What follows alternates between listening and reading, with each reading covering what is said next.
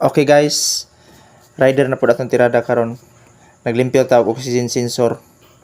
Anong limpyuhan man ni siya guys? Kay kani nga oxygen sensor sa FI, importante ni nga component nga nagmonitor sa level sa oksiheno sa atong exhaust gas.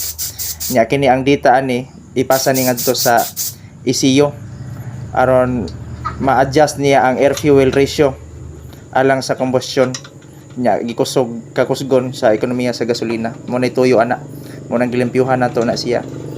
Unya pag human na nindot na kayo ang imong andar sa motor, okay kayo.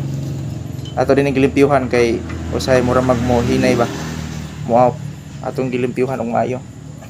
Karon okay na kayo kay daghan kayo og kanang carbon sa ilaw. Nindot kayo ni guys basta kanang ma-maintain nato ang atong motor kay kondisyon jud gayo.